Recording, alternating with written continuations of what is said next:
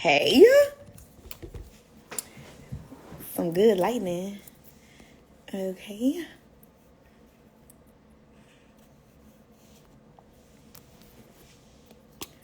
Let me pin my comments.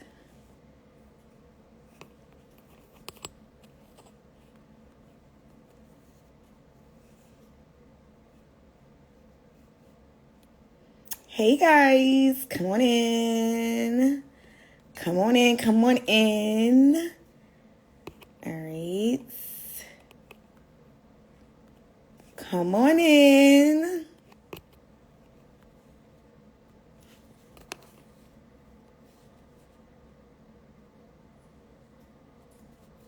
Come on in, y'all. Okay.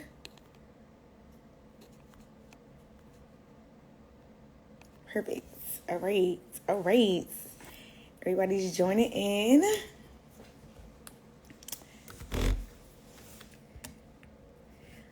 Okay. We waiting for our guests to come in.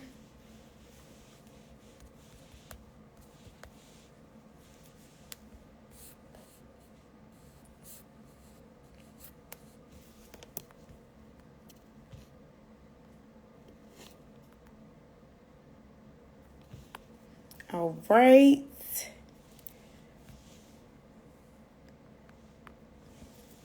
Hey guys. What's up? How y'all feeling? It's Cinco de Mayo. I hope y'all are being safe. If you're out there celebrating, having a good time. Okay. Okay, looks like our guest has joined. We're just waiting for him to send a request so I can accept you. Okay, view request.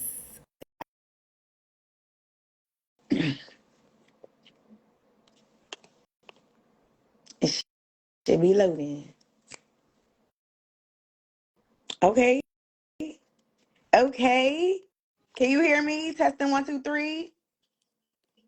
Khadijah, loud and clear. Can you hear me? Okay, I can hear you. What's up? How you feeling? Everything's smooth. Everything's smooth. A little rain out here on this Sunday, but Yeah, we making it beautiful. we gonna make it work. Period. Okay, well, I don't want to hold up too much of your time and everybody else that is tuned in to listen to all the gems that you have to share with us.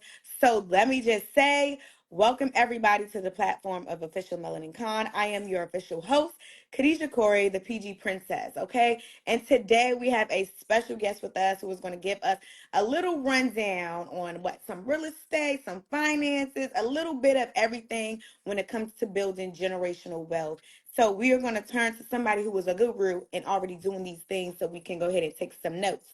So please introduce yourself, where you're from, and then we'll get started. I appreciate you, Khadijah. So, first and foremost, appreciate Cocoa Butter Conversations, Official Melanin Con, everyone, for collaboration. My name is Trevor Alexander, Virginia native, born and raised. So Hampton Roads is where my roots are at, Norfolk, Virginia. Grew up in Northern Virginia, though, Prince William County, and have gone back and forth. So I really call myself a Chesapeake Bay native. Okay. Spent time in Baltimore, all the way through Hampton Roads, and that's where my roots are really at. Awesome. It's so cool because I went to school in Virginia. So shout out to the Virginia schools out there. I went to Virginia Union. Okay. So, familiar. Okay, cool. So let's just jump right into it because a lot of people are here to just hear some of the things that you have to give to our Black and Brown people and our community when it comes to finances and making an impact in this community, especially financial literacy. I think that is something that we all want to learn and all where we want to invest our money. So, how do systematic inequalities impact the financial well being of Black communities? And how can individuals navigate and overcome some of these challenges?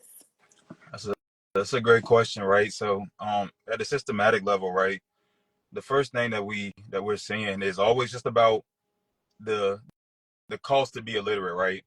The cost to be illiterate is the biggest tax that we pay. When I work with families and started by working with myself and navigating these things, I always say, what are our biggest expenses, right? Your largest expense is always what you don't know, Right. right? The difference between what your goal amount that you're trying to make, income wise, revenue wise, that gap between what you want to make and what you're not making is your biggest tax. And then after Right. that, most of us fall in the same buckets, right? Like paying taxes, paying for mortgages and rent, food, transportation.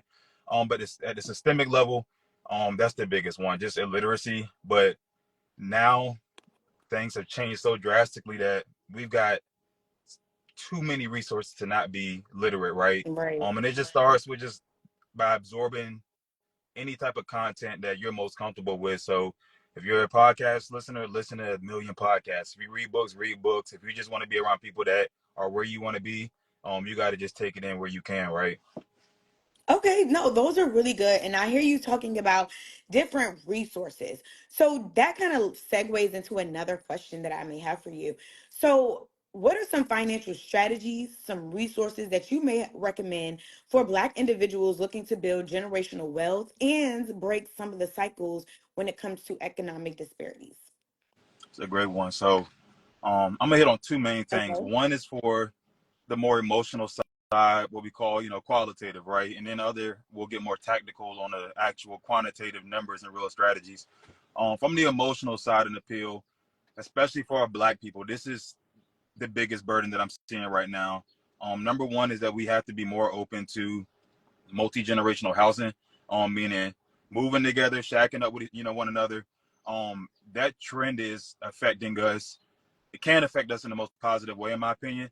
For a lot of us, our biggest expense is housing, Mm-hmm. right? Usually right after taxes. And Mm-hmm. so you got to be more open to pooling resources, right? This is nothing new. These are conversations that have been held. But that's an emotional thing, right? A lot of us were conditioned to have to go out and do it on our own. But if you're in a position to either cut your costs with friends right now, with family members, with colleagues, I always say start there. And the reason being is because if you can control some of those expenses and emotionally be working together, then you put yourself in a different opportunity zone, right? At the tactical level, right? I'm a numbers guy. I'm analytical by nature. So at the tactical level, the number one like metric that I encourage people to track is your savings rate, right? Mm. Um, and why is that, right? Your savings rate is super important. Myself, when I first started investing across all asset classes, equities, real estate, etc. And I started working with people. What I realized is that many people, especially blacks, I don't know if you've seen this, for an example, Khadija, that over the last 3 years that black households have become the had the largest jump in investing into the stock market. Did you see that stat? Mm. Right. Um, and while that's all good, the main thing we got to keep focusing on is for every $1,000 we own, for every $1,000 we earn, what is our savings rate, right? For every 100K that we make, what is our savings rate? Because somebody might say, oh, I'm investing, but how much of your gross income are you actually Investing, investing? Um, right. and if you can start by that and just aim for anywhere between 10 to 20% or work your Okay. way up to that, then it's life changing. The average American saves about 5% of their gross income. So for black people, we gotta be twice as good when we can. Yeah, no, though that's really good information. And I'm hoping that some of the people listening are already taking notes when it comes to investing, when it comes to really taking those next steps to make sure that we are also in the percentage. So that is really, really good. Now, by trade, you are a numbers person. So is that something you studied in college, or where did you gain your educational background? Yeah, yeah. So both of my degrees. So I went to Old Dominion undergrad, Okay. business degree, information systems. Ended up going up to Morgan State for grad school, and I did Okay. study finance there. And so, I mean, growing up, my nickname was T Money. I've always known that my world would get in money. I remember like vividly when I was 9 years old, my uncle came in town and gave me $20, and I went to go spend a Pokemon card on it. He actually taught me about compounding interest. Nice. I got four siblings. He taught me how to ask my siblings for change, how to return investment to them based on how much they were giving me. So that's really like what sparked my interest. And this is what 20 plus years ago. But on a more formal level, I did go back to study corporate finance, Okay. and decided to plant my roots more on the personal finance side. Um, I've also acquired over 1.2 million in real estate in the last 5 years, and slowly but surely been building a portfolio there. So um, it's it's, but outside of that, I would really say it's been YouTube University. Like the degrees and stuff were dope. But you don't even have to pay for what I had to go pay for to like implement in Yeah. college. No, that's awesome. And then speaking of your financial education, can you discuss some of the importance of financial education within the Black community? And then share some initiatives or programs that you're involved in that kind of helps promote financial literacy. Yeah, I mean, since the 1930s, right? Like since the American Psychology Association has tracked what the top stressors are in Americans' lives. Black, white, brown, irregardless, has been money's been the number one stressor. Um, Right. and so with that being said, that's not going to change. And for Black people, that especially is holds true because we typically have made less. We've been pushed out of opportunities, such as housing, such as early opportunities to invest in equities, and so on and so forth. And so, from a literacy standpoint, I'm like, we let's keep addressing something that's trickling down and affecting every other area of our life, right? Um, when you go and look at someone's bank statement, right, and if you're listening, I challenge you to just go look at your transactions for the last 30 days, right? A lot of people don't want to look at your money, um, but as a I feel like financial you in my business. and you're bit I feel exactly it's like you like in my business. and it is it is your business, and this is on like Khadija, if you and I never met and you were just to hand me over your account statements, I would know everything about you, right? I would know what type of food you're into. Yeah. I would know where you live. I would know if you had, if you got family dependent on you. So, money really tells a story. And so I always challenge people to like, um, check your accounts early and often. I use an application called Monarch. My Monarch. wife and I do. It's on the App Store. It's got like 4.9 stars. And the reason I say it's a great place to start there is because if you take care of your pennies, your dollars will take care of themselves, right? And your money will tell a story. But if you're turning a blind eye towards that stuff, then it's hard to really know, where you can be better at. No, that's really good. And you said Monarch. Did I say it right? Yep, the Monarch app.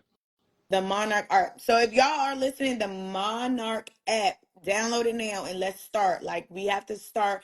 All it takes is the first step. Get with people who are educated in this background, who have these type of knowledge base to share with you, so that way you can be in the running for success. So speaking of historical Mm. context, so what are some unique cultural factors or historical context that influence the financial behaviors and attitudes within the Black community? I hear you talking about storytelling when it comes to money. If I hand over my transactions, you'll be able to kind of know or learn a little bit about me. So, how can we address those situations when it comes to coaching? Yeah. So from a coaching standpoint, I always start with this. It's always about the emotional appeal. It's always about what what success look like to you, right? Um, I can come on here all day, or any financial professional can be like, you got to save 20% of your money, or you should be investing into the S&P 500. You should be buying a house, right? But your money is made to serve you, not the other way around. So, Right. at the end of the day, one should always just start by asking themselves, like, what does success look like to me? And then appropriating your money to do that, right? Like if you asked me 3, 4 years ago, now I'm maxing out my 401ks, my IRAs. I gotta, build, scale this and that, and that's dope, right? But this year I'm focusing on, all right, I need to appropriate 10% of my gross income to vacations only, right? I need to, appropriate money towards traveling more with my mom, and that's in this current season of life. If you only focus too much on the numbers, then that's where it starts to get like outside of your, what really serves you. Um, but outside of that, right, it's just having more and more conversations. Especially the generation that's older than us. Um, a lot of them were not told to have conversations. You'll have 5 people living in the house and nobody knows what's going on with each other until some mail comes in or until it's too late. So I Right. say just get in front of it early. Don't be scared to be as transparent as possible. I'll tell anybody how much I made, how much I've lost, how much I owe. 30, $40,000 credit card debt, Right. right? Because when people come to me, they're like, "Yo, I got $15,000 credit card debt." I'm like, oh yeah, I just talked to 20 other families that do too, right? This is how you can address it. So it's just about being transparent. Yeah. You know, we're not the only ones. Okay, so speaking of that, when it comes to your coaching, do you have any type of seminars, webinars, material, website? Where can we kind of tap in a little bit more just to maybe have a one-on-one with you? Yeah, definitely. The best way to contact me is if you go directly to my bio. So the name of my company is SNS Wealth. SNS Wealth actually started when we were up at Morgan State. When I was at Morgan State, my second year, I got a scholarship from Moet Hennessy to do financial webinars, and so the we started doing save and sip events. It's actually where we met Melon and Con. But if you want to work with me directly for financial coaching, you can go to snswealth.co and you're able to book a consultation. That consultation is really me listening to you, asking you a handful of questions. Some people have concerns around cash flow and budgeting. Some might need insurance. Some may just have some clear, clean questions around, navigating real estate transactions. Like regardless of where you stand, we started the foundation and work up. That takes about 15 minutes to just go through those base Okay. questions, and then from there, we actually roll out a real service that requires about 3 to 4 meetings. I like to get people in and out um, because time is important when it comes to money. Let's get you started and get you going, and then circle back if you need to. But snswealth.co, all the links are in my bio to get rolling. Okay, so with that, can you kind of give us some success stories, like with some of your clients? What has been something that you've seen either repetitively within your clients, and then what are some things that people have overcome while working with you? Yeah, definitely, definitely. So, in the last 5 years, I've had the opportunity to work with over 90 families. Okay. Very, very diverse group actually. Everything ranging from single mothers to new couples to recent divorcees. And I started to like cast a wide net early on because I wanted to figure out who I would have the most success with. Just here recently, I worked with a woman who, for the last 6 months, we got started in about November. She's been able to increase her savings rate, her Oh, gross savings rate to about 20%. okay. Um, Her brokerage account is funded and rolling automated. Her IRAs are as well. She's properly insured because she just closed on her first house last week in the greater Miami area. So something was that happened to her. So she feels confident now, based on working with me. We met once a month in this particular case because she had a lot of moving pieces. But in her situation, she came in like, I don't have any clear path to retirement. I don't have any assets under my name. And we've been able to, if I don't do it directly, then I'm always going to put you in a professional's hands that will help you. So now here we are just half year later, and every single one of her financial buckets are intact. She's confident, and on top of that, she's educated. I Nice. always tell people, Yeah. if you don't know what you're invested in or where your policies are at, then like you got to figure that out. Number one, nobody should know more about your money than you should. Right. No, that's awesome. So, I mean, I hear a lot of being educated. I hear a lot of making a transition, taking a step.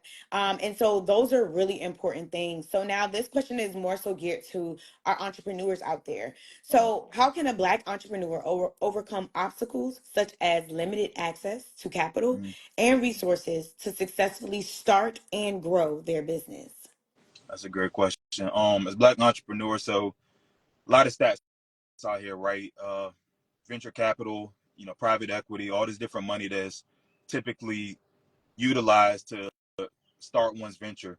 97% of Black businesses don't have one employee, and a lot of money does not go directly to us when it comes to like scaling, right? Right. So what I would say is that number one, any entrepreneur, you got to go into it with the mindset of this shit is gonna be tough, right? It's gonna be tough. And number two, focus just on making as good a product as possible and getting to that MVP stage to at least start to catch the eyes and attention of people. I've seen success stories in the last 3 years, I would really call it. I've gone through couple different accelerators. Next Cube, shout out to Next Cube. That's HBCUFI. They run that program. Went through Pharrell's Black Ambition accelerator last summer in 2023, and I was able to see a lot of my colleagues get funding anywhere between $100,000 to $250,000 of like non-dilutive capital Wow. to take their opportunities to the next level. So if I had to put it in steps, I would say step number one is you got to be real clear on your value proposition as a Black entrepreneur, right? Like, who are you serving? And this might not sound right to some people, but um, to get dollars, right, from Blacks and outside the Black community, our products and services have to be large enough to, to turn the eye, right? Like, think big if you're going to be at home raising money. Now, number two is just keep refining product, right? We've always been great at doing more with less, and I don't think that's going to change anytime soon. But being innovative is going to be dope. And then number three is just have people that understand tech on your team, right? Because Black Mhm. people are traditionally going to have less monetary resources and avenues. We've got to make sure that if we don't know the tech, we got to bring in somebody that knows the tech, because that's Yeah. the only way that you really can reduce costs and efficiencies is by having some tech inside your company at this point. No, I love that. And that's extremely important, especially in today's world. Technology is such a huge part in how we communicate, how we access some of our things. So I think that is really great information for us. So, in what ways can Black individuals leverage their spending power and consumer behavior to support Black-owned businesses and contribute to economic empowerment? Yeah, dope question. I think number one is got to start with having a very clear understanding of where you're currently spending, right? Being able to audit your finances, right? I saw someone in the chat drop Monarch Money, monarchmoney.com. That's the application that I mentioned earlier, and it starts there, right? Because if you can't answer the question of how much you're spending on a monthly basis right now, and then number two, being able to go into some type of system and say, this is where I spent, right? Like for me, I've got 11 credit cards, multiple business Yeah, accounts, got married a yeah, couple years. So like a lot of us, things start to move around a lot, and you might think you spent $1,600 on restaurants last month, but you really spent 1,900, right? Like who knows, right. right? And so I think you really got to start with just real clear data, because then you can go in there and say, all right, these are the restaurants I'm spending at. This is where my clothing or my hair money are going. This is where my mortgage is going, and then you're able to like realign things. Mm-hmm. Um, then you can realign your spending power based on knowing where your spending is currently going. Uh, I saw a pretty interesting stat, and I got to do some more research on it.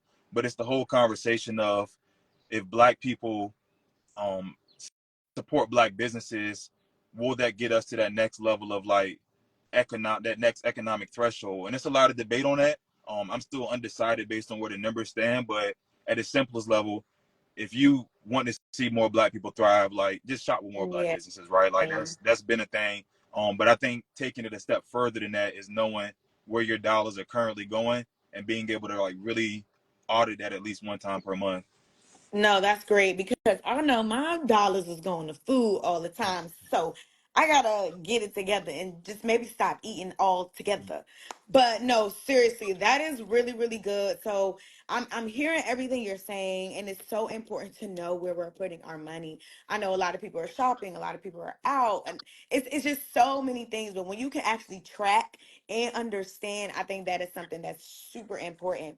So when it comes to encouraging Black youth to become financially savvy and entrepreneurial from a young age. Considering the lack of representation and resources in a traditional educational system, what are some ways we can kind of navigate through that process to kind of find representation, people that look like us that are doing these things, like yourself? Who else, or resources, or anything that you can think of where we can kind of encourage, Black youth to become financially savvy? Yeah, yeah, it's a dope question. The onus is really on the adults. I think the Black youth are going to do a great job because they're able to, at least digitally, find a lot more representation in today's age, right? Like even folks our age, we're seeing it now. But when we were in our teens, it was a lot more difficult to find someone that was well versed in you know raising money for your venture, or how to navigate scaling a real estate portfolio. Anything financially literacy related is much easier now to at least find digital communities, right? Get on Slack channels, get in Discords, right? That stuff is helpful. I know my first like 3 to 4 years, I was just showing up to events that might not have been Black sponsored and owned, but Okay. there would always be you know, another brother or sister there that would be like, all right, well, it's gonna be a, you know, society within a society, because sometimes that's what it takes. And number two, outside of that, the onus is definitely on the adults.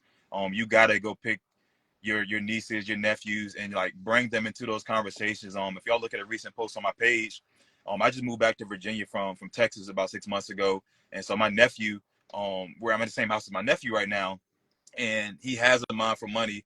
And I'm on the phone trying to close deals, talk about transactions. And I'm like, you know, matter of fact, just take a walk with me.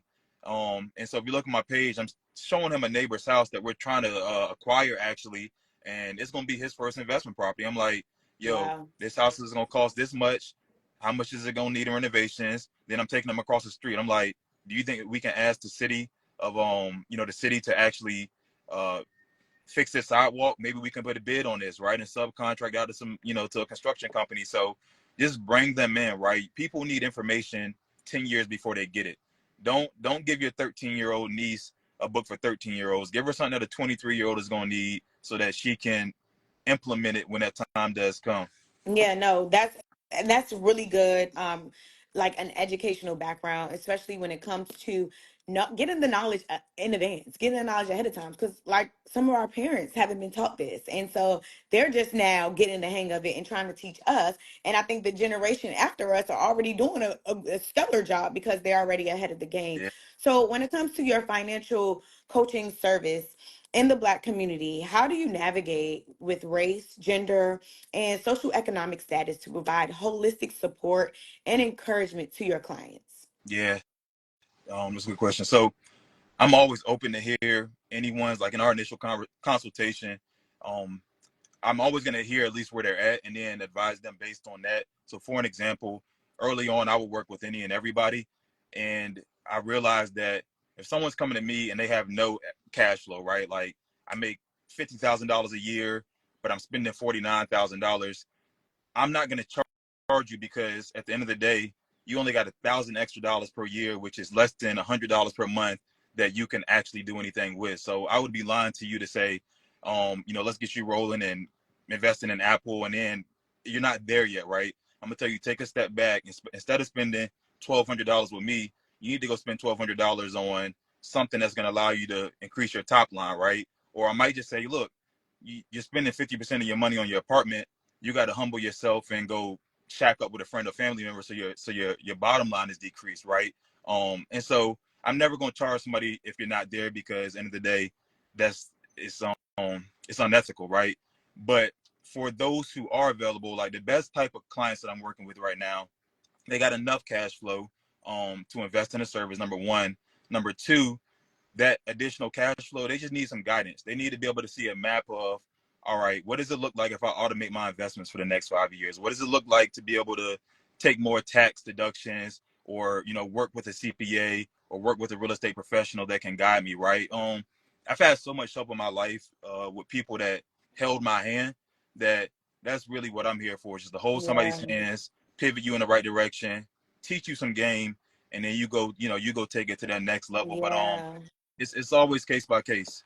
No, I mean, you've already hit so many points, gems, tips, tricks, and I really hope everybody, including myself, are tuned in and really taking these resources and not taking them lightly, because it is super important that we put ourselves ahead. And the way we do that is staying educated, getting with people like you who already know these type of things, and educating ourselves while we're in the process. So I know we're coming up closely on our time, and I don't think we have any questions in the audience or in the chat box. So just one more time for people who just recently joined in or just hopping on, where can people find you? How can people connect with you? And please give us your Instagram, personal and your business Instagram, for those who may want to send you a quick DM and talk to you on one-on-one. Bad, perfect.